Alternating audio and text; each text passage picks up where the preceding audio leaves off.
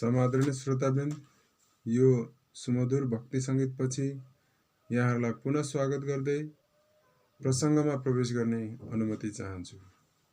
ओम अज्ञानतिमिरान्धस्य ज्ञानाञ्जनशलाकया चक्षुरुन्मीलितं येन तस्मै श्रीगुरवे नमः। श्रीचैतन्यमनोभीष्टं स्थापितं येन भूतले स्वयं रूपः कदा मह्यं ददाति स्वपदान्तिकम्। वन्देऽहं श्रीगुरौ श्रीयुतपदकमलं श्रीगुरुन् वैष्णवांश्च श्रीरूपं साग्रजातं सहगणरघुनाथान्वितं तं सजीवं साद्वैतं सावधूतं परिजनसहितं कृष्णचैतन्यदेवं श्रीराधाकृष्णपादान् सहगणललिता श्रीविशाखान्वितांश्च। हे कृष्णा करुणा सिन्धु दीनबन्धु जगत्पते गोपेश गोपिकान्त राधाकान्त नमोस्तुते। तप्तकाञ्चन गौराङ्गी राधे वृन्दावनेश्वरी वृषभानुसुते देवी प्रणमामि हरिप्रिये। वाञ्छाकल्पतरुभ्यश्च कृपा सिन्धुभ्येव च पतितानां पावनेभ्यो वैष्णवेभ्यो नमो नमः। समादरणीय श्रोतावृन्द, म आज यहाँहरू समक्ष एउटा विषय छ श्रीमद् भगवत गीताबाट। हामीले प्रश्न गर्न सक्छौँ, कस्तो व्यक्तिको लागि मन उसको मित्र हो र कस्तो व्यक्तिको लागि मन उसको शत्रु हो है। त यस विषयमा श्रीमद् भगवत गीतामा भगवान स्वयंले बताउनु भएको छ कि अध्याय 6 को 6 नम्बर श्लोकमा भगवान भन्नुहुन्छ, बन्धुरात्मनस्तस्य येनात्मैवात्मना जितः अनात्मनस्तु शत्रुत्वे वर्तेतात्मैव शत्रुवत्। अर्थात् बन्धु भन्नाले मित्र, आत्मा भनेको मन, आत्मन भनेको जीवको, तस्य भनेको त्यसको, येन भनेको जसले, आत्मा फेरि मन, एव निश्चय नै, आत्मना भनेको जीवात्माद्वारा, जितः भनेको विजित, अनात्मन भनेको मन वशमा नभएको, तु तर, शत्रुत्वे शत्रुताको कारण, वर्तेत रहिरहन्छ, आत्मा एव भनेको त्यही मन नै, शत्रुवत् शत्रु जस्तो है। त यहाँ जसले मनलाई जितेको छ उसका लागि मन नै सर्वश्रेष्ठ मित्र हो, र जसले मनलाई जित्न सकेको छैन त्यसका लागि मन नै सबैभन्दा ठूलो शत्रु पनि हो। मनलाई वशमा राख्नका लागि नै अष्टाङ्ग योगको अभ्यास गर्ने गरिन्छ। यो अध्याय 6 भनेको योग सम्बन्धी र श्रीमद् भगवत गीता सम्पूर्ण योग सम्बन्धी नै यो ज्ञान प्रदान गर्दछ। यहाँ कर्मयोग, भक्ति योग अनि ज्ञान योग परिपूर्ण रूपमा पाइन्छ भगवत गीतामा। त यहाँ यो अगाडिको 6वटा अध्यायमा कर्मयोग र अष्टाङ्ग योगहरूको विषयमा संक्षिप्त रूपमा वर्णन छ। त यसो गरेमा यहाँ भनियो अष्टाङ्ग योगको वर्णन छ। त अभ्यासको विषयमा बताएको छ, अष्टाङ्ग योगको अभ्यासको विषयमा। त यसो गरेमा मानवीय लक्ष्य प्राप्त गर्ने काममा मनले मित्रको जस्तो भूमिका निर्वाह गर्दछ, जसले अष्टाङ्ग योगहरू गर्दछ। मनलाई वशमा नराखिकन कृत्रिम तरिकाले योग अभ्यास गर्नु समय नष्ट गर्नु मात्र हो। जसले मनलाई वशमा राख्न सक्दैन ऊ सदा आफ्नो परम शत्रुसँग रहेको हुन्छ। जसले गर्दा उसको जीवन र लक्ष्य दुवै नष्ट हुन जान्छ। जीवात्माको मौलिक स्वरूप भनेकै आफ्ना स्वामी भगवानको आज्ञा पालन गर्नु हो। मनलाई आफ्नो बसमा नल्याउँदासम्म मानिसले काम, क्रोध, लोभ, मोहहरूकै आज्ञा पालन गर्नुपर्दछ। तर मनमाथि विजय प्राप्त हुने बित्तिकै मानिस आफ्नै इच्छाअनुसार सबैका हृदयमा रहने उनै परमात्मा स्वरूप भगवानको आज्ञा पालन गर्न थाल्दछ। योगको अभ्यास गर्नुको वास्तविक उद्देश्य नै आफ्ना हृदयभित्र रहेका परमात्मासँग भेट हुनु र उहाँकै आज्ञाको पालन गर्नु हो। जसले सिधै कृष्ण भावनालाई अँगालेको छ त्यस्तो व्यक्ति स्वतः भगवानको आज्ञा पालन गर्ने कार्यमा पूर्ण समर्पित हुन सक्छ। त यहाँ मनलाई बसमा राख्दाखेरि जसको मन आफ्नो बसमा छ त उसको त्यो मन मित्र जस्तो भएर रहेको हुन्छ, र जसको मन बसमा छैन भने त्यो मनले उसलाई शत्रुवत व्यवहार गरिरहेको हुन्छ। किन भन्दाखेरि काममाथि विजय प्राप्त गर्नु मनले भोग गर्न चाह्यो भनेदेखि के हो भनिन्छ नि, हाम्रो यो गाउँघरतिर बुढापाकाहरूले भन्नुहुन्छ, मान्छे पो बुढो भयो त, शरीर पो बुढो भयो त, मन बुढो भएको छैन। त यस्तो छ, मनले के भोग गर्न चाहन्छ अनि त्यहाँदेखि अरू इन्द्रियहरू त्यहीतिर लागिरहेको हुन्छ। त यसमा इन्द्रियहरूमा मन श्रेष्ठ हो भनेर बताइएको छ। त सबै इन्द्रियहरू जस्तो आँखाले, नाकले, कानले, जिब्रोले आदि यो स्पर्श इन्द्रिय, यिनीहरूले सबैले कसको आज्ञामा पालन गरिरहेको हुन्छन् भन्दाखेरि मनको। त यो मनलाई हामीले कसरी बसमा राख्न सकिन्छ त, हैन? यो हामीलाई लाग्न सक्छ त्यो यस्तो मन हामीले कसरी चाहिँ हामीले बसमा राख्ने त भन्दाखेरि भगवान श्री कृष्णले बताउनु भएको छ, अभ्यास योगेन कौन्तेय। त अभ्यास गर्नुपर्छ। हामीले त्यसको अभ्यास गरेनौँ भने त्यो मनलाई हामी बसमा राख्नै सक्दैनौँ, हैन? त यसरी आफ्नो मनलाई हामीले यदि बसमा राख्दैनौँ भने यो मनले हामीलाई धेरै नराम्रो गरी फसाउँछ। किनकि यो मन पनि भौतिक वस्तु हो।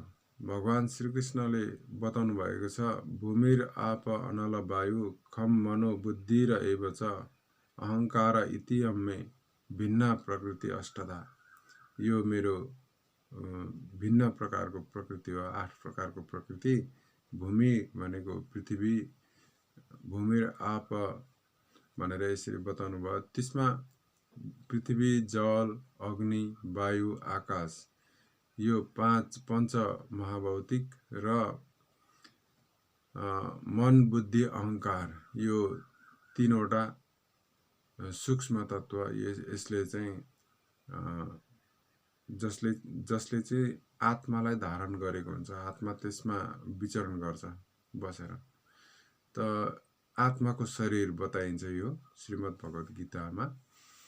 त एउटा यो पञ्चमहाभौतिक, यो पृथ्वी, जल, अग्नि, वायु, आकाशले बनेको यो हाम्रो शरीर छ, जसलाई हामी देखिरहेका छौँ, हिँड्ने डुल्ने गरिरहेका छौँ। र अर्को जुन शरीर छ सूक्ष्म शरीर, त्यो सूक्ष्म शरीर चाहिँ मन, बुद्धि र अहंकारले बनेको हुन्छ। यो चाहिँ यसमा चाहिँ आत्माले विचरण गर्दछ, आत्मा त्यसमा तैरिएको हुन्छ भनेर यसरी शास्त्रमा बताइएको छ। र यो मनले यी 5 इन्द्रियहरू जुन हाम्रो आँखा, नाक, कान, जिब्रो र स्पर्श इन्द्रिय छ, यति 5 इन्द्रियहरूलाई उसले खटाइरहेको हुन्छ, काममा लगाइरहेको हुन्छ। इन्द्रिय तथा इन्द्रियका विषयहरूलाई अब कतैबाट केही आवाज आयो, हैन? त कस्तो किसिमको आवाज आइरहेछ, त्यो आवाजलाई के आएछ त हेरौँ न भनेर आँखालाई त्यता दौडाउँछ, यो मनले गर्छ। र कहीँ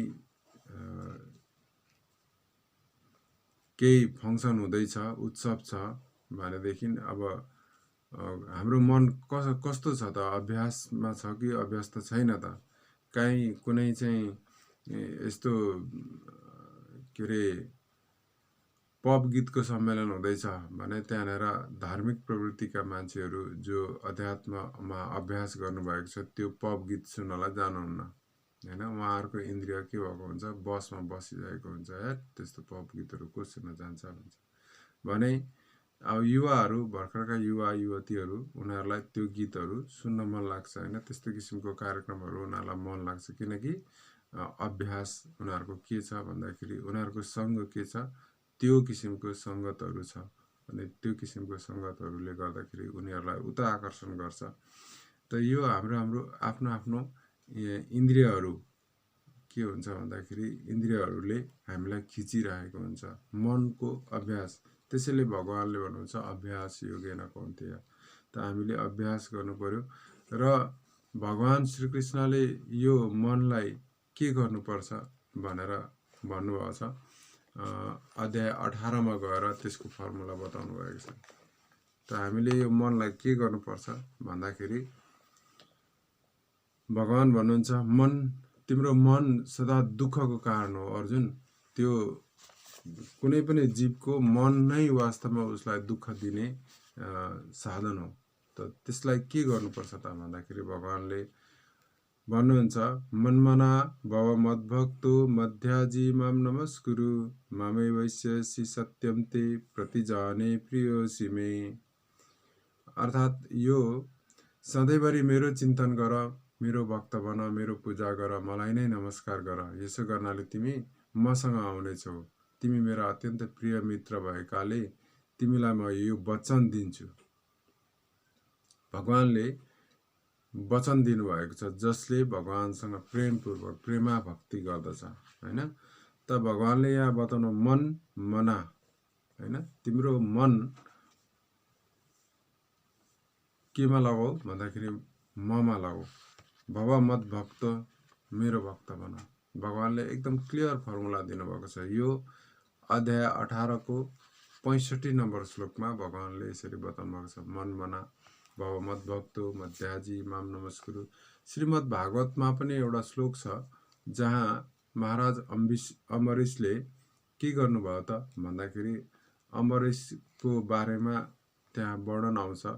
सबै मन कृष्ण पदार बिन्दयो वाचांसी वैकुण्ठ गुणानुवर्णने भनेर यसरी वर्णन आउँछ कि उहाँले आफ्नो मनलाई कहाँ लगाउनु भयो भने कृष्ण पदार बिन्दयो, उहाँले भगवान श्रीकृष्णको चरण कमल बनाउनु भयो।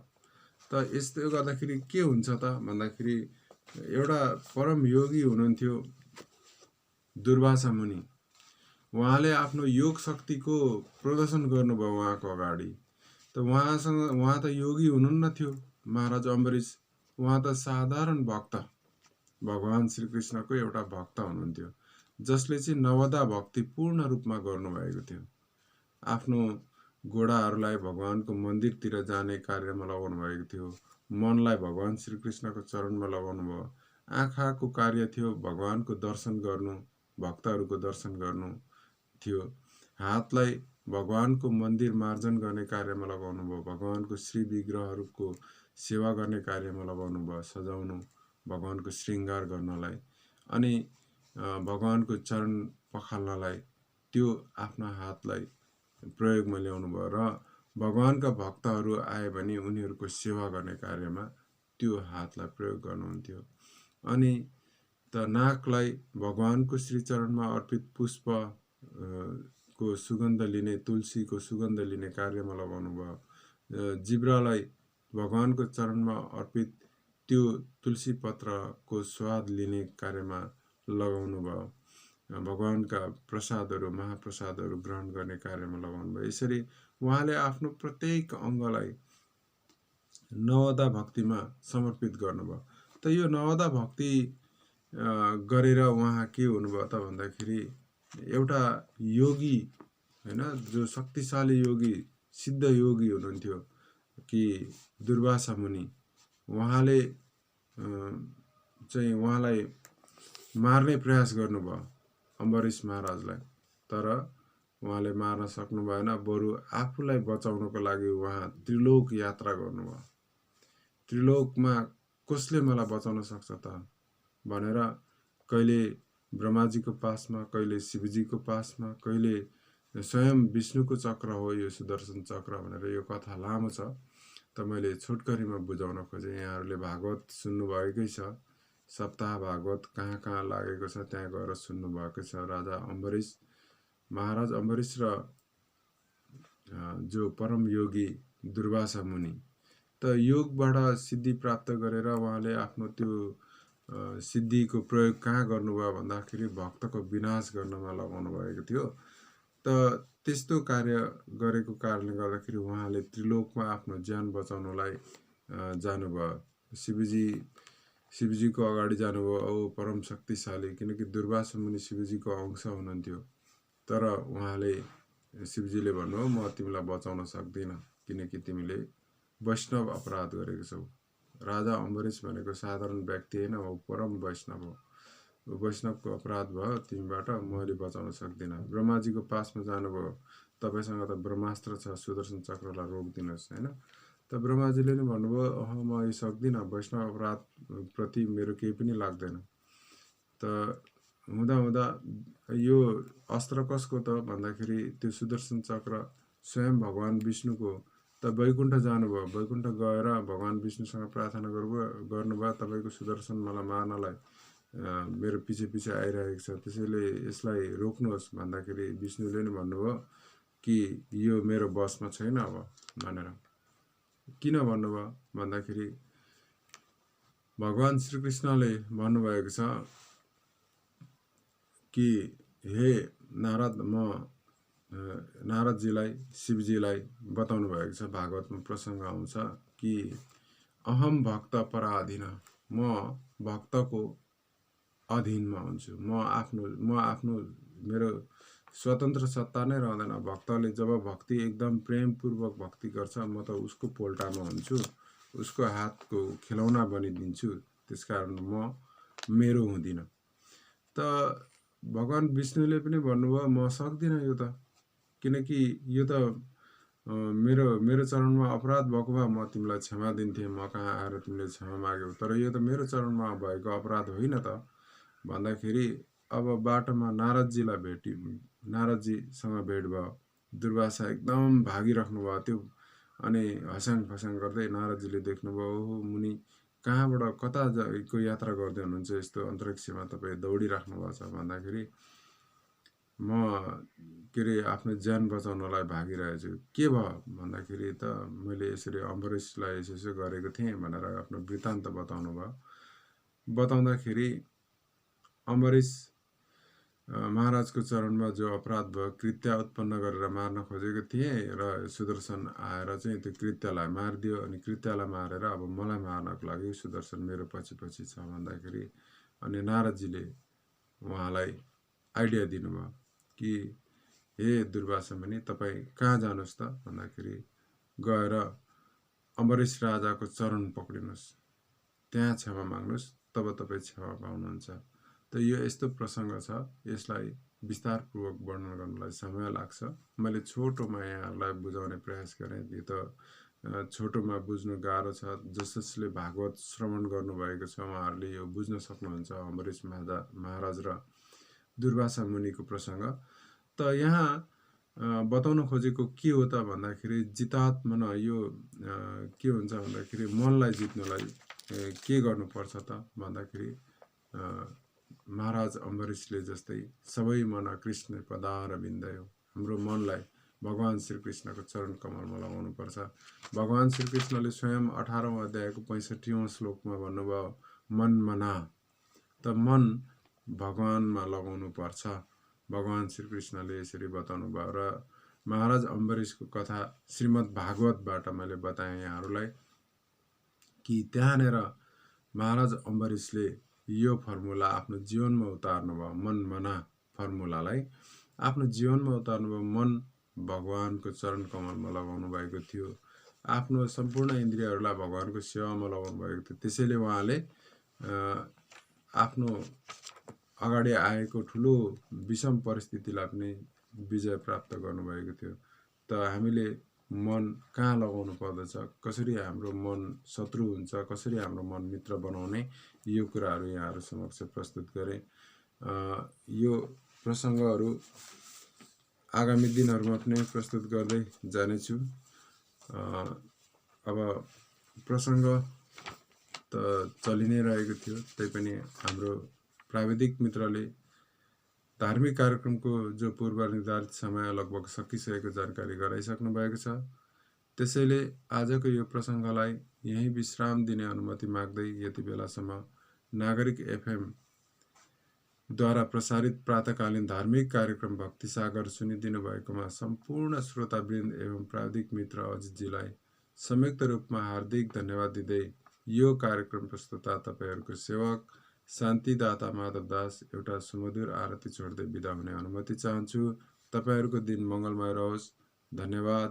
हरे कृष्ण कृष्ण कृष्ण हरे हरे, हरे राम राम राम हरे हरे।